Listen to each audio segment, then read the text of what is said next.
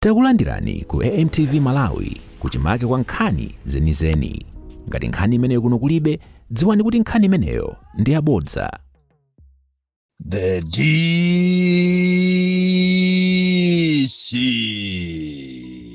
President wanthu osauka woyamba kuno ku Malawi. Ena amanenena kuti ndine muneneri wanthu osauka. Ena amandinena kuti ndine mprofeti.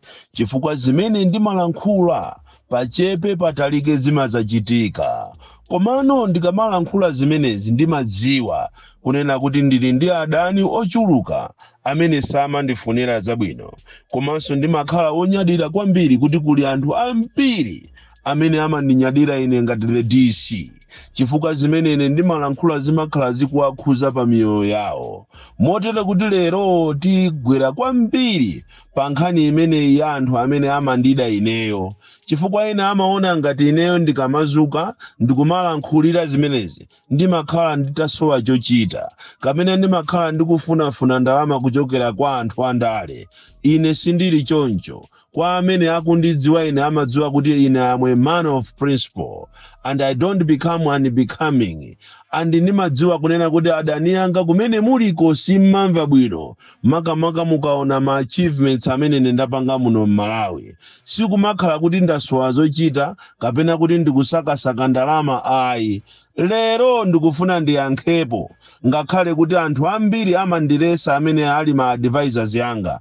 Amandiresa kuti ndisamayankhe zina zichifukwa imangokhala ngati wastage of time. Koma lero ndikufuna ndiyankhepo makamaka pa nkhani zimene zabuka muno Malawi, zimene zikumveka kuti HRDC. Imene ndi bungwe limene ndilomenyera ufulu akuti kalero limene lakhala over 6 years osalankhulapo kanthu kena kalikonse olokupanga mademo muno Malawi. Muno Malawi muno ngati mwapangidwa mademo mu boma la MCP amene amapangisa mademo ndi Malawi First, Antanyiwa, Wabakiri Muluzi komanso Anamiwa. Ndipo anthu amene wawa azunzidwa kwambiri Anamiwa wakuphatikizapo ine. Ndipo namangidwa mochuluka kwambiri. Koma palibe sikolo limozi limene HRDC analankhulapo kapena kubwera kuzazuzula boma cha pankhani imene akhala akundichita ine olo ndi Anamiwa. Lero likukamamveka mbiri kunena kuti HRDC aja atakufuna abwerese series of demonstration against this government. Komanso kunena kuti ineyo ngati president wanthu osauka Boni Kalindo ndili mugulu lomwero ndi uchisiru weni. Chifukwa ine sinimagwira ntchito ndi HRDC. Ine sinimacheza ndi anthu a HRDC. HRDC ndi anthu omvetsa chisoni kwambiri. Ndi bungwe limene a Malawi analikhulupirira koma anakhumudwa nalo. Chifukwa Malawi muno makhala muli mavuto osiyana-siyana mu boma limene lijalo la MCP. Koma sikolo limozi HRDC sanabwere poyera kuzateteza Malawi. Lero omwe aja amene anachosesa DPP mboma aja aliona kuti DPP ija yalowa mboma. Lero li akufuna tayambise kumapanga mademo. Ndiye kuma meeting kwanuko mukhandiya adani angawo mukumachulako zina la ine. Inetu sine chisirutu. Inetu ninapita ku skulu. Ndikamalankhulira Malawi chonchi sikumakhala kupempha ndalama tuya. Ine ndi nazo zanga zimene Mulungu anandidalisa nazo. Ndipo ndimakondwera kwambiri. Ndi mtima wanga chabe ukuti ndizilankhulira Malawi. Andi ntchito imene iyi ndikuuze ndapeza nayo mavuto. Ine namangidwa over 12 times ndi boma limene lijalo la MCP. Ndipo ndazunzika koopsa. Kuphatikizapo azibale yanga ena anafika pochosedwa ntchito, ena kuchosedwa maudindo, ena kuyimisidwa ntchito chifukwa cha zina la Boni Kalindo. Lero ineyo sininga kuti ndakhuta na ndolo, ndiye ndizipita ndizikagwira ntchito ndi HRDC. Ati akufuna ati ayambe kupanga mademo mboma limene li ya DPP. Kodi abale kumafusa mafuso nkumati, kodi boma limene li la DPP la yamba liti?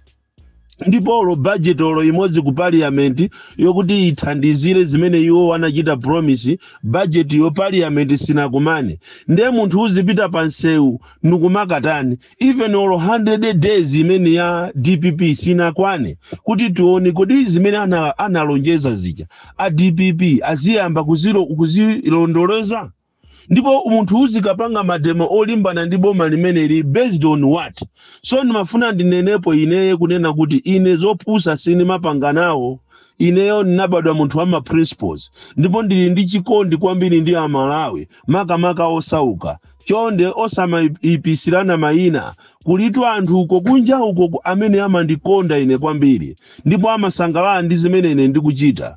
Pali makapena mmapita pa Facebook ndikumakalemba kuti Boni Kalindo the DC ndikuyika zina anu mkatimo ndikumalankhula zopusa ngati kapena zinthu ndikulankhula ndineyo ndikufuna ndizichite distance ineyo ndizichite distance kuchokera kwa nkhani zimene zikumveka za HRDC kuti akhutakutana ndoloko ajaija ndalama kwa 6 years mboma la MCP aona Malawi akuzunzika osayimira nawo limozi osawalankhulira Malawi lero alitenga DPP ja kukhala boma lophweka.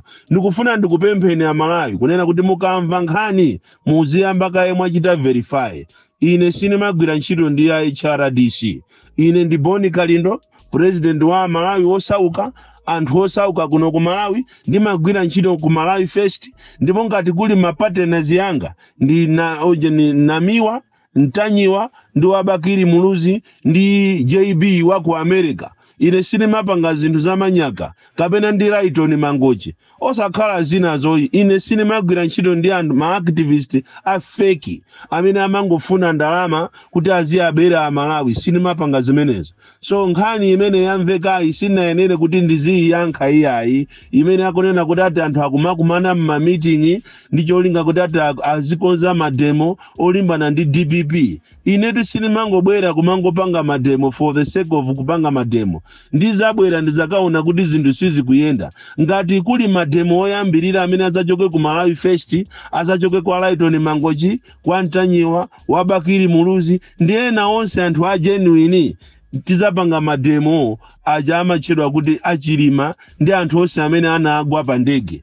Komanso tizimenezo zizachitika ngati boma la Peter Mutharika silipanga kafukufuku chifukwa Amalawi ambiri mukawafusa kuchokera ku Nsanje pakana kuchitipa kota kukafika ku Nchinji akuti sakukhutira ndi kafukufuku amene uja wa ndege. Anthu ajawo afuna anthu adziwe kuti anafa bwanji. Ngati kuli mademo amene atazachokere kwa ine ndi amene wowoto pomaso pokapo boma litakhala kuti laonesa kuti lilibe chidwi.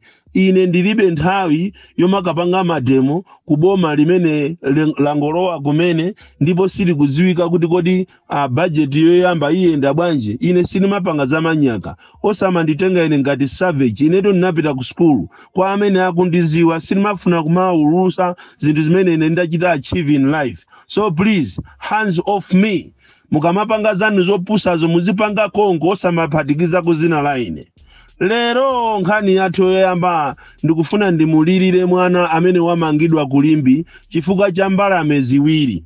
Akhoti amuchaja mwana wina kuti akakhale kundende chaka chimodzi ndi miyezi 5 chifukwa chopezeka ndi mbalame ziwiri.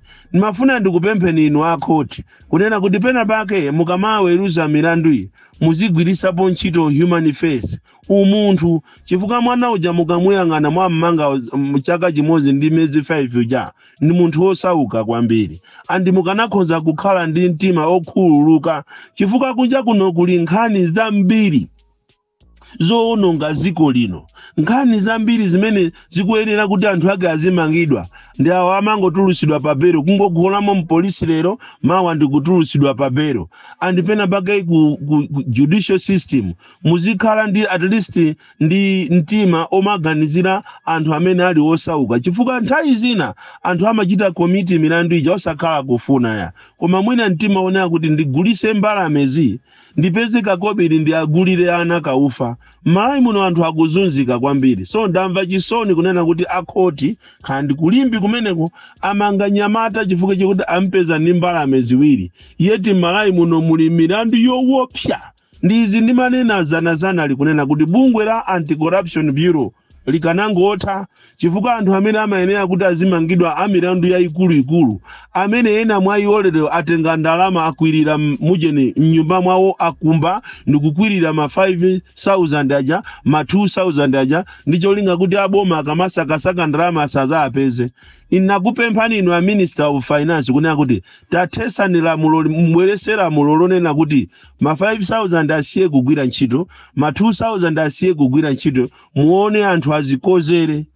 Anthu azikozeratu chifukwa chonena kuti anthu abandalama zambiri. So anthu omangidwa ndi amene samamangidwa kuno ku Malawi. Anthu osauka ndi amene amamangidwa. Anthu olemera amene wasamamangidwa. Munayenera kunena kuti inu akumakhoti muyang'anire pakati pa milandu yambiri imene yatha zaka zambirimbiri anthu kuti apeze chilungamo sichimapezeka. Ndi liti limene munthu osauka azapeze chilungamo. Ndi liti limene anthu aku Malawi kuno azakhale ndi makhoti amene akuyendesa milandu mwachangu. Milandu ina yatha 20 years, ina 30 years, ina 10 years, anthu kuti apeze chilungamo makamaka pa nkhani za compensation za ndalama imene ndiye imavuta kwambiri. Ikakhala ya corruption ndiye imene ya Malawi iwalani pokapokapo mwina Yesu azabwere. Izi ndizomvetsa chisoni kwambiri. So mafuna ndimulirire mwana amene wamangidwa kulimbi ndipo mabungwe alipo, amaloya alipo antima wabwino akanakhoza kumpulumutsa mwana amene mbalame ziwiri. Nthawi zina anthu amapangira zinthu zikuwani kusauka komanso kusaziwa malamulo kuti kodi malamulo wa akupanga bwanji. Inde sitikukondera kapena kuyikira kumbuyo chilidwe wozunza zinyama zakutchire chifukwa mukachoka pa Chingeni uyo kumapita pa Nsenzani kuli mbalame zimene zimaphedwa chaka ndi chaka. Ena nuso mmayimaso anthu ammaofesi ogwira ntchito kumakhoti Kongo ndikumayima kumagula mipani ijayo ndikumatafuna museumu nampita ku Blantyre kapena kupita ku Lilongwe. Koma inuso tumuli amakhoti.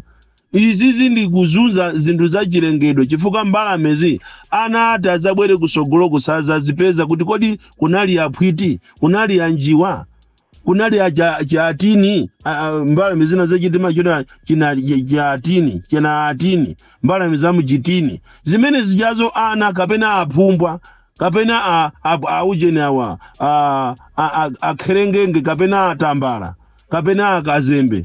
Ana sangaziwe za mitundu ya mbalame imene mbalame zaphedwa kwambiri dera limene lirabalaka. Komanso kumulanje, kunsanje, madera ambiri anthu amapanga zinthu osazindikira kumango gwira zinthu zakutchire ndikumazipha. Pakana nzungu ina amafika kuchoka ku Blantyre ndikupita kwa Nsenzani kukagula zitanga sala zonse ndikuziphwasula ndibameza ndikuziulusa chifukwa kwawoko anthu amazindikira. Olo zomwezi zomatenga nkhuku ndikuzimangirira ndikuzizondosazi. Imene jaye ni milandu maiko ena. Kumalawi kuno timaphwekesa kwambiri. So anthu ena amapanga zimeneja chifukwa cha lack of information. Boma likukhalira information imene anayenera kuti anthu aziyiziwa uko. Nkhani yachiwiri ndikufuna ndiyalirire anthu ogwira ntchito mboma amene amafuna kukhala ndi swap transfer. Kuterekeze kuti munthu wa ku Ministry of Health nzake ali kudowa, wina ali kumulanje. Wina yakufuna amusatire mamuna wake kumulanje, wa kumulanje akufuna apite azikagwirira ntchito kudowa kumene kuli kwawo. Ndi anthu aja amapangana ndikulemba kalata ndikupitisa kwa DC. Imachedwa swap transfer. Koma tikunena pano anthu ambiri amene akufuna ma swap transfer imenenso ndi policy ya boma yosakanizidwa, akukanizidwa apena akupheredwa ufulu wawo kuti akhale ndi mwayi okhala ndi swap transfer. Mwachisanzo mene zikuyendera kudowa. Pali anthu ena amene analemba ma swap transfers kwa DC akudowa. Pakana lero mwezi uno ndi wa 6. DC osakusayinira. Atama kuti tichite konzati. And yet DC ni munthu wozindikira kwambiri pa assembly. Munthu wamene ndi wophunzira kukhala ngati custodian wa district sijibwana mukuzuza anthu kwambiri DC akudowa. Utenga undu wanu mama wa uno. Andiso mwinaso ma DC enaso mutengerepo phunziro. Ngatiso DC akuchikwawa. Akumukanizaso mphunzisi wina kuti anyamuke kuchikwawa azikakhala kwawo kumulanje kumene makolo anamwalira ana akuzunzika nandi ndi ndalama ya mphunzitsi kuti atengepo pompopo ndalama akapereke kwa ana akumulanje aziyathandizira iyeso azidyesa kuchikwawako zikuvuta koma ma DC amenewa akukana ma transfers anthu choncho pa munthu sungagwire ntchito momasuka munthu umayenera uzigwira ntchito pa environment imene ili conducive imene munthu ukumvapo kukoma and izizi mukupanga ma DC kumakaniza anthu ma swap transfers ndikuwalakwira Amalawi komanso kuwaphera ufulu wawo.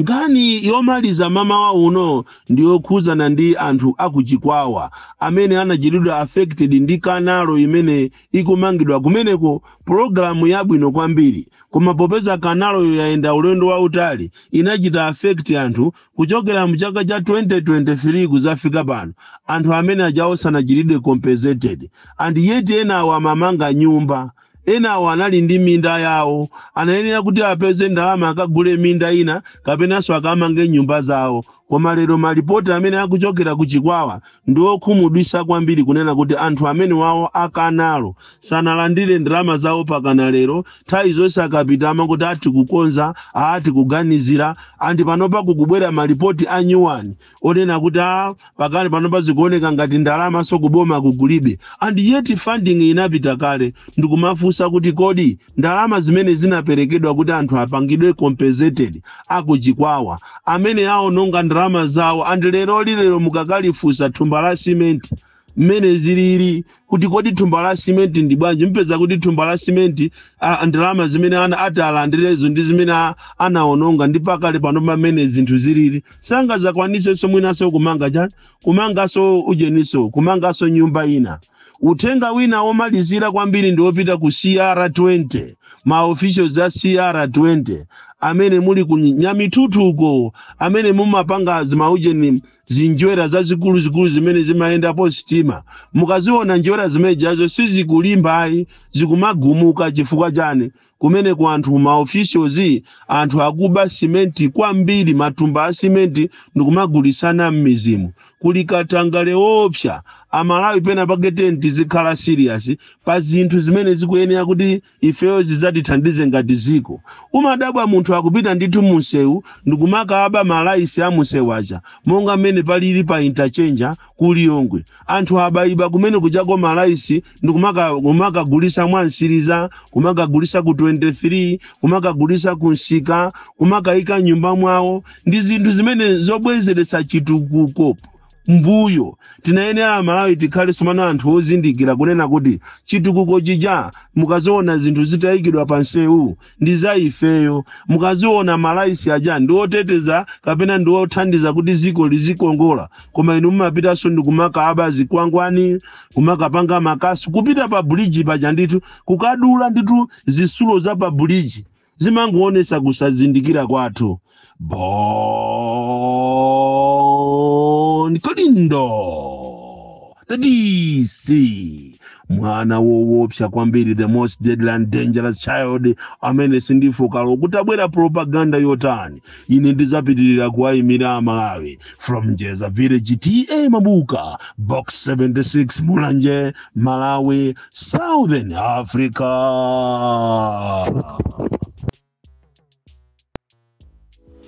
Osaiwala kupanga subscribe ku channel ya AMTV Malawi.